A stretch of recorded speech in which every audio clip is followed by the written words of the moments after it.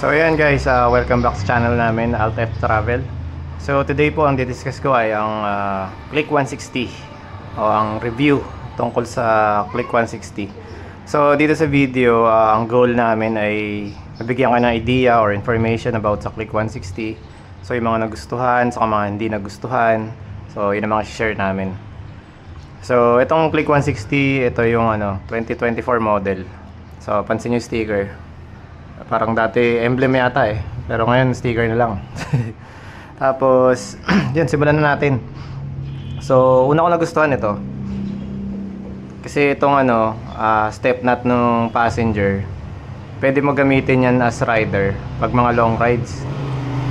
So malaking bagay yan, yung step knot ng passenger o yung footrest. So number 1 yan, malaking bagay yan guys. So plus to para sa akin kay Click 160. Tapos second yung gulay board. So alam naman natin lahat yan, nagmamotor. Depende sa pangangailangan. So plus din to para sa akin kay Click 160. Kasi ito yung reason kung ba't kami nag-switch from Aerox V2 155 to Click 160 dahil dito. Kakailanganin namin kasi to. Kinompute namin ni Mrs. Mas makakatipid kami pag yung may gulay board. Basta may paggagamitan kami sa negosyo nito. So yan yung reason. Tapos isa sa hindi ko nagustuhan dito, ito yung setup nung niya, CVT cover. Kasi yung isang tornilyo niya nandun sa loob. So pag tinanggal mo to, yan, pag tinanggal mo yan, meron kang totornilyohan na harang dito, nakaharang to. Itong part na to. Banda dito yung tornilyuhan niya So pag i-maintain mo yung CVT mo, may hirapan kang buksan. Ito, hirapan ka tanggalin to. Kasi nga yung isang bolt nandun sa loob. So yun yung isang ayaw ko. Tapos dito tayo sa kabila. Tapos dito sa radiator cover, ganun din. So isang tornilyo nandun sa loob. So pag tinanggal mo kasi tong radiator cover para maintain yung magneto, so tatanggalin mo tong cover. So una pa lang mahirap ka na dun. Pangalawa, tanggalin mo tong radiator mismo para hindi humarang dun sa pagbaklas mo ng magneto. Ang problema, nakapanood ko sa YouTube, merong video, pag binaba mo lang yung radiator, nang nakasabit pa rin yung tube, nakalaylay lang siya dito. So pag tinatanggal mo na yung yung magneto, sabit-sabit yung grills ng radiator. May chance kang tamaan, so mabibingkong yung mga grills nun. So hindi maganda yun. So ang pinaka the best way, tatanggalin mo talaga yung buong radiator to. Tanggalin mo siya, di-drain mo na rin yung radiator mo nun, drain mo lahat ng coolant, tapos saka mo maabot yung magneto. So para sa akin, downside yun si Click 160, pero kanya-kanya naman trip yan. So okay lang. Tapos dito sa may tire hugger, itong tire hugger kasi bitin. Mapansin nyo, maganda sana kung hanggang dito. Kasi ang tendency niyan, pag umuulan o kaya maputik, basa, ganyan, ang talsik ng tubig niyan papunta dito. So may chance na abutin sa loob. Ang hirap linisin nun. Ako kasi gusto ko sana malinis yung motor as much as possible para maganda tignan. Pero yun nga, baka palitan ko tong tire hugger. Meron naman siya Shopee, medyo mahal nga lang, pero okay lang. Ayan, tapos ito yung yung sa pipe, tapos yung shield, yung heat guard. So okay naman to, walang problema dito. Favorite. Ayan, tapos dito naman yung sa putik nga, pag gumanyan yan, umikot yung gulong, basa, maputik, mabasa to, saka mapuputikan to buo. Pati dito sa taas, yung sa may tornilyuhan, aabutin din yan. Tapos dun, sa area na yun, papasokin din yan. Tapos dito, for sure madumi yan, itong area na to, dahil sa putik. So ito pa pala monoshock. Kasi ewan ko, signature na yata ito ni Click 160, itong monoshock or single shock. Kasi hindi mo ma-recognize, or ewan ko, sa tingin siguro ng engineer ng Honda, hindi mo ma-recognize or hindi mo masabing click kung hindi siya nag-isang shocks. Kasi kung pansin mo yung click 125, click 150, parehong mono or single shock siya eh. So yun ang tingin ko rito, kaya single shock pa rin. Although maganda rin naman kung naging dual shock sana, no. Siguro mas naging mabenta pa siya. Pero mabenta naman tong click 160 ngayon eh. So yun.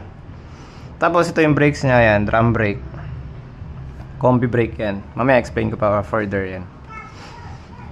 Ano tayo dito sa may panel. So dito sa panel, so yan yung feel. Medyo maliit siya, medyo makitid, parang ganon. Kasi yung ibang motor ganyan siya eh, mas malapad ng onte. Okay, pero kanya-kanyang trip yan. Sa akin naman comfortable ako dito. Tapos yung yan yung panel board niya, medyo simple lang yung design, okay na rin. Dito sa taas yung, kung nakita nyo, dito sa taas yung mga ano niya, mga ilaw niyan. Tapos naka-display dito yung sa screen yung speed, yung odo, tapos yung RPM nandyan yan. Ay hindi, wala palang RPM, di pala RPM yung bar dito. Ano siya, yung consumption ng gas, yun nandito yung bar. Tapos ito yung ano, auto stop, idle. Ano to, ito yung pampatipid ng gas ng click lalo.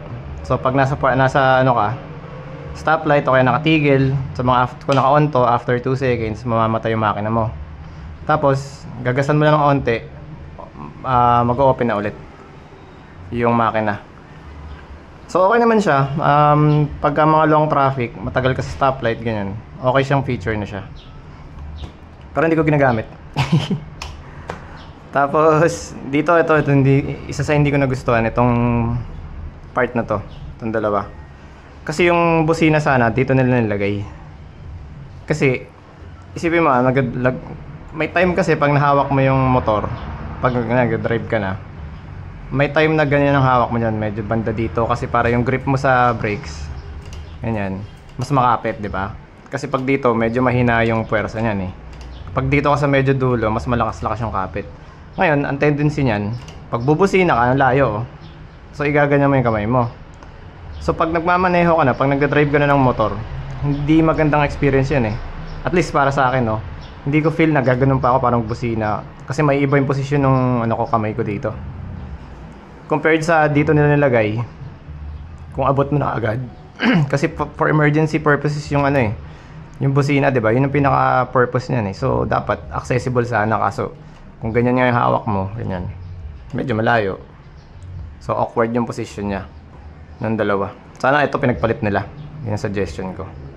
So tapos ito yung high beam, low beam yan. Tapos yung pwesto rin itong ano, side mirrors. Medyo maliit nga, no? Yung parang masikip. So medyo awkward yung view mo dyan. Pero safe pa rin naman. Makakita ka pa rin naman sa both sides. Ayan. Tapos ito, yan. Yung side pockets. Ito. Tapos yung charger port niya, ano? Charger port USB. Yan, kung makikita nyo, USB yan. So plus yan kay Click, kasi yung ibang unit, ibang model, ibang brand, lighter socket yung meron sila, or bilog. So yan, kasya dito yung ano ko, Realme 6 na may hard case. Tapos dito automatic kasya cellphone mo dyan. Subukan ko na i-car wash to, so nagde-drain naman yung tubig, hindi na iipon. So pag umulan, dire-diretso din tubig niya sa baba. Hindi siya may ipon dito.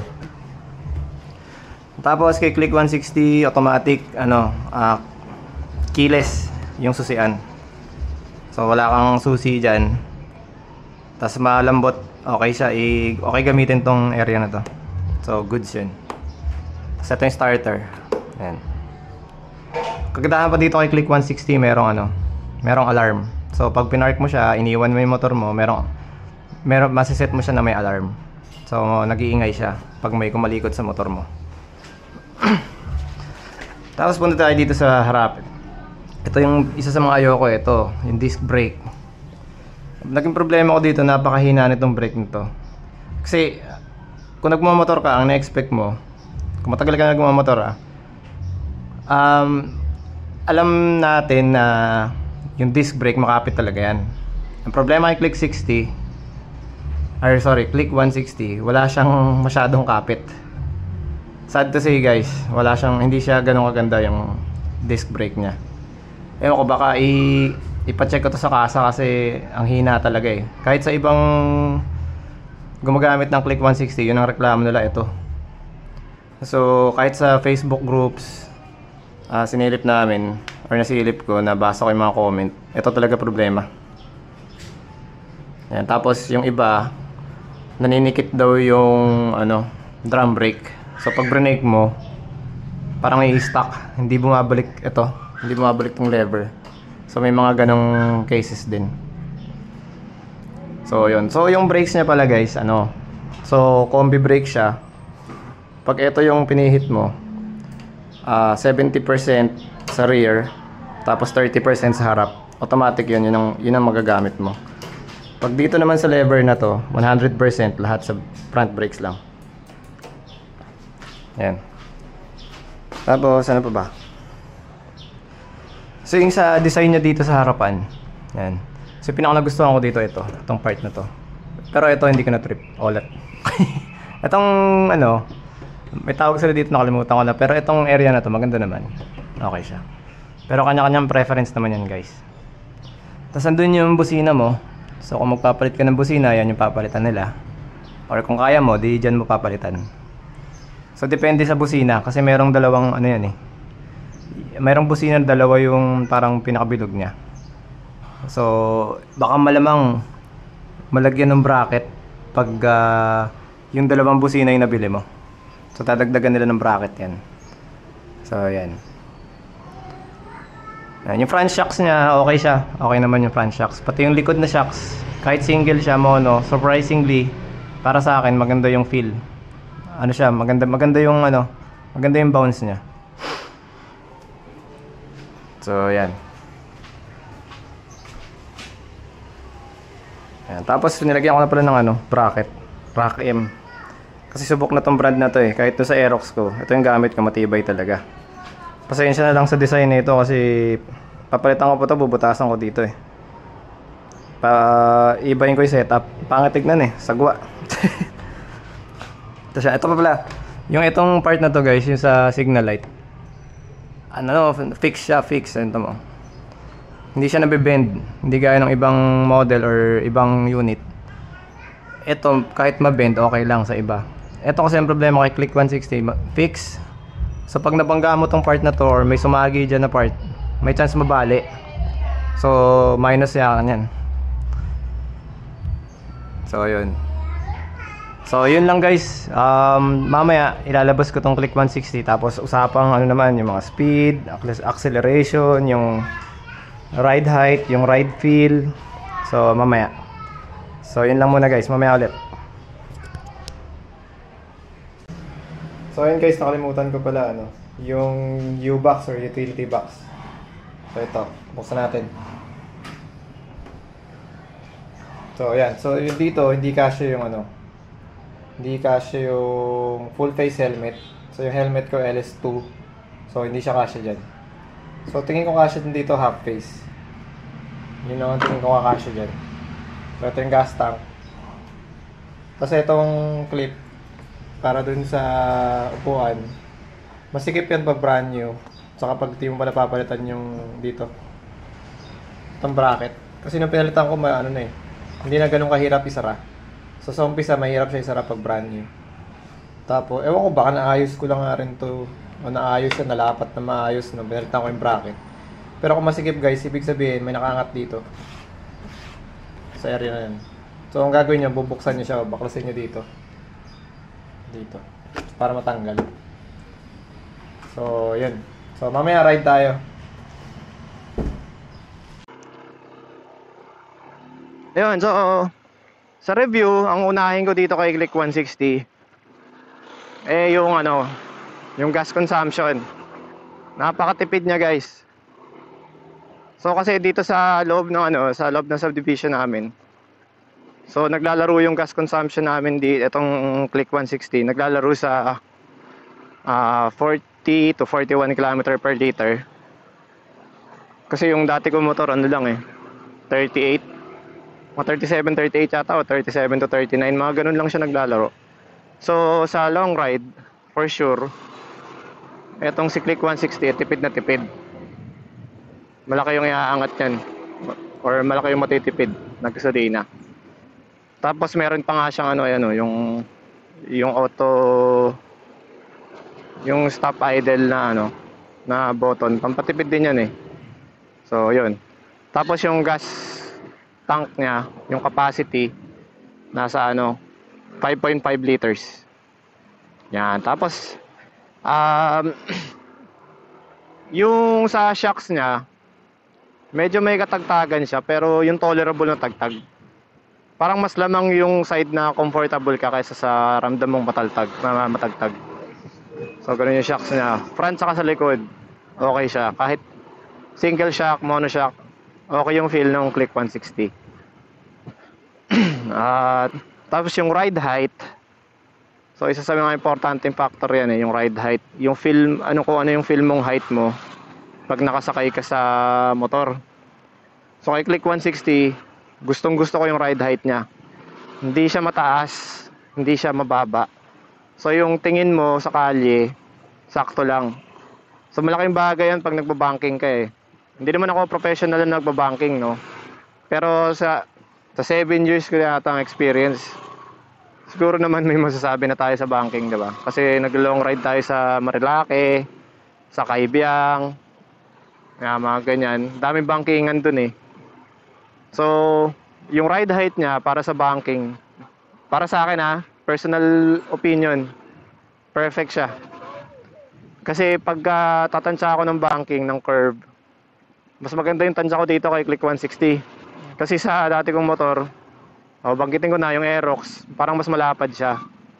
So dito kay Click 160, tamang-tama yung tamang-tama para sa akin. Yung feel pag babanking ka. So ano ako yung biometric ko 5'7" sa height, tapos 64 kilograms. So tamang-tama sa akin.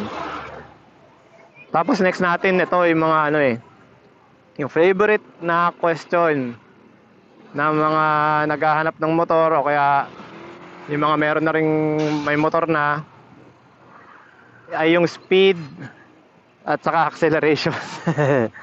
Favorite to ng karamihan. So sa speed saka sa acceleration, si Click 160 panalo siya guys. Champion. So yun nga, gaya na sabi ko, galing ako sa isang motor. Yung feel ko dito kay Click, comfortable talaga kahit sa acceleration. So pag pinihit mo yung silinyador o yung gas, kung ano yung pinihit mo, saktong sakto talaga yung power. Hindi ka mukhang tatangayin, tapos bibigay niya kagad yung power, depende sa pihit mo. Tapos smooth na smooth yung acceleration guys. Ang sarap sa pakiramdam. Parang ang gaan-gaan niya lang, ganun. So tapos sa speed naman, ayan, so sa papel pa lang kasi si Click 160, na siya yun nga, 160cc. Tapos sa papel din mas magaan siya sa ibang motor na kalinya niya, yung mga nasa 150 up bracket. So mas magaan siya guys. So automatic yan, mas mabilis yan, di ba, by logic. Kasi yung iba pinipilit na mas mabilis nga daw yung ibang motor. So usapang stock lang walang karga-karga, walang tawag dito, walang modification, stock lang. Mabilis talaga tong si Click. Kahit sa previous ko motor, masabi ko mas mabilis talaga to. Ayan. So panalo siya. Tapos pagdating kasi sa guys, sa speed, para sa akin pag bilang nagmo-motor, bonus na lang sa akin kung yung speed ni Click 160 ay mabilis talaga. Bonus na lang sa akin yan. Hindi ko concern yung speed. Ang mas feel ko yung acceleration, kasi kakailanganin natin yan pag motor pag depende sa kalye, depende sa sitwasyon ng dinadaanan mo. May mga time talagang mag-overtake tayo, lalo na sa mga tricycle, ganyan, sa mga... Tapos yung kotse kasi depende sa kalye rin yan. Pag mabagal yung takbo nila, depende sa kalye yan So pwede rin tayong um-overtake doon, Especially yung mga mahabang truck. Pero depende pa rin sa sitwasyon guys ha. Hindi ko sinasabing lahat ng overtake natin maging kamote tayo, hindi ganoon. So depende sa sitwasyon. So yung acceleration niya, okay itong si Click 160. Ito promise tingnan mo. Birit tayo dito. Wala. Smooth na smooth, same feel kahit mabagal siya. Ganun pa rin kapag binirit mo, comfortable ka pa rin talaga. So plus factor yan kay Click 160. Sa mga nagtatanong-tanong tungkol sa speed, acceleration, eto guys, honest review ko yan para sa inyo. So yun. Tapos yung ride feel mo ngayon dito, yung sa upuan. So kay Click 160, ang medyo naging negative na tingin ko kasi medyo matigas yung upuan, o hindi ko alam kung dahil bago pa lang siya, brand new, kaya medyo matigas pa. Pero yung naupuan ko kasi yung mga ibang motor, kahit yung brand new pa yung nakaraan kong motor, nararamdaman ko may lambot siya. Hindi siya lambot na akala mo yung cushion, yung parang sofa. Hindi naman ganun guys. Yung lambot na para sa upuan ng motor. Ayan. So ito kasi ng Click 160, medyo may katigasan. Pero hindi naman siya masasabing downside talaga na pangit na kagad siya, ganun. Ang masasabi ko downside na pangit dito kay Click 160, yung brakes talaga guys. Yung brakes niya sa harapan, may kahinaan. Kasi tamo, ipipihitin ko yung brake nung harap ako, tamo. Halos di tumigil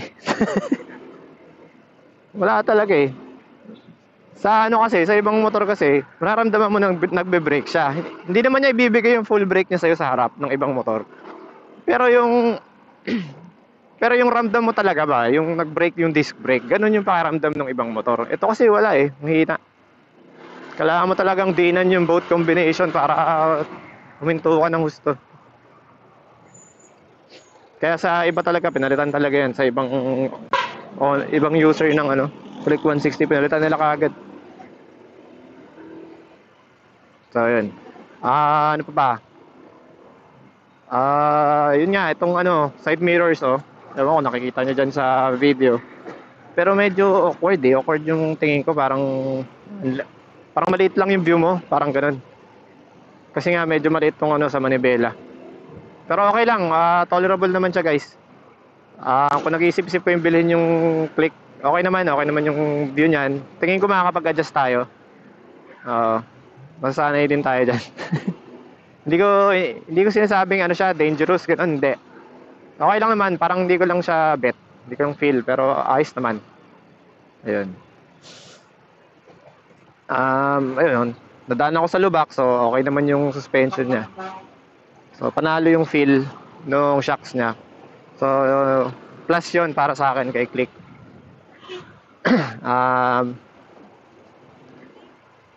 Ano pa ba? Yung sa gulong naman yan, sa gulong. So, makapit naman yung gulong niya guys para sa stock. So, okay siya. Kasi, lalo na sa pintura. Pag may pintura kasi, paramdaman mo talagang medyo, kaya yung linya dito sa gitna, diba? Ay, linya dito sa gilid. Ayan yung white lines. Pag napapadaan ka dyan at medyo patagilid yung takbo mo, parang nadaanan mo yan habang nagbabanking ka. May time talaga na dudulas ka dyan So, etong si Click 160, hindi ganun kadulas.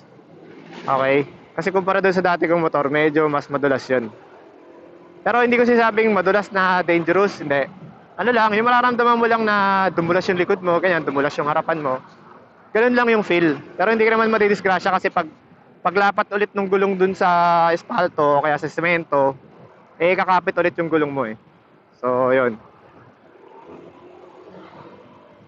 Tapos ang hindi ko lang nasusubukan dito kay Click 160, yung paahon.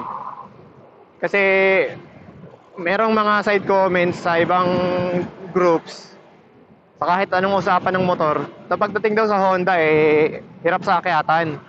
Hindi naman totally hirap na hindi naaakyat, no? Pero ramdam mo talaga mag-e-effort siya, tapos parang bitin yung pakiramdam. So, ganoon. So, subukan ko yun. Kung makita kong negative yung setong si Click 160, gagawa ko ng review. Gawa ko ng vlog. Tapos ano pa ba? Ito, comfortable yung feel guys. Ewan ko makikita nyo dito sa video, try ko silipin. So yung pa ako nandyan, oh, nasa footrest ng passenger. Ayan. Sana nakita nyo. Ayan, nasa footrest ng passenger. So iba yung feel eh. Comfortable kasi pag ganun.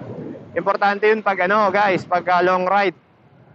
Kasi pag nag long ride, hanapin mo talaga kahit saan pumuesto yung paa mo. Wag lang mangalay o mangawit. Kasi pag sa long ride, kasama dyan stretching. Habang nag-ride, stretching, unat-unat mo yung paa mo. Alagay mo dyan sa gulay board na ganyan. So malaking bagay yung footrest nitong ano, si Click 160. Kahit naman yung ibang Click yata, pareho lang silang setup eh.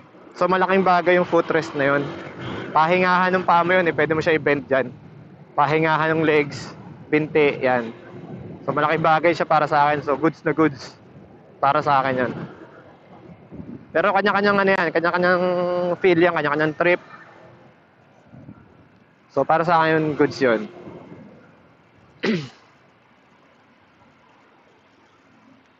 Yan. So yun guys, kung may natutunan kayong ano, or may napulot kayong information dito sa video namin, paki-like na lang and subscribe. Kasi malaking bagay na yun sa amin, lalo na't nagsisimula pa lang kami. Malaking bagay yun sa amin guys. So in the future din pala, so just, malay mo pala rin, no, kumita kami dito sa YouTube. So pag kumita kami, yan, unang-una kong gagawin, magpaparaffle ako. Magpaparaffle tayo ng mga helmet, shocks, ganyan. So depende kahit anong motor actually. Kasi plano kong i-discuss yung mga ibang motor din eh. So paparaffle tayo dyan, tapos gagamitin natin si Facebook at YouTube para sa raffle. So mamimigay kami ng shocks, mamimigay kami ng helmet, ng gulong, lalo na mga gulong. Yung sa gulong siguro ang plano ko ano eh, mamimigay ako ng mga gulong sa mga ano, Lalamove Rider, JNT Rider, Shopee, Lazada, yan. Ibigay tayo ng gulong dyan kasi malaking tulong sa atin yung mga rider natin ganun. Mga ganun ang trabaho. Yung mga joyride, ito, angkas, yan, ganyan, bibigyan natin yan guys. Hopefully, no, sana lang, kumita kami dito sa YouTube. Yun yung mga project ko. Ayan, tapos, so overall, si Click 160, para sa akin, approve, panalo. Panalo tong si Click 160. Masasabi ko kay Click 160, sa comfortability, bibigyan kanya ng magandang comfortability. Sa safetyness, isa lang concern ko yung brakes. Tapos, overall talaga, ayun, winner siya, winner. So ayun, so hanggang dito lang muna guys. Next kong video siguro bubuksan ko si CVT ni Honda Click 160. So gagawin ko ng guide. Siguro after 1,000 kilometers ito, siguro nakakaano pa lang ako dito 300 o 200. Brand new pa kasi to guys. So after 1,000 kasi sa tingin ko, dahil brand new yung CVT rubber or yung tawag doon, basta yung rubber niya doon sa ano, kalimutan, yung belt, yun, yung V-belt. So, feeling ko kasi after 1,000 kilometers, maglilibag na yan eh, kasi brand new, diba? Tapos, syempre, sumayad-sayad dyan doon sa drive pace, doon sa clutch, ganun. So, maglilibag yan, magdudumi yan. So, magkakos ng kaitiman yan dyan sa loob ng CVT. Experience ko yan doon sa nakaraan kong motor, nangyari yun eh. Hindi naman siya pangit, ganun. I mean, natural yun guys kasi V-belt. So, yun nga. Magkakos siya ng kaitiman pagka habang ginagamit mo dahil brand new. Tapos saka yan lalapat ng maayos pagkatapos nun. So, yun. So, natry kong buksan yun. Yung CVT. So, gawa ko ng guide.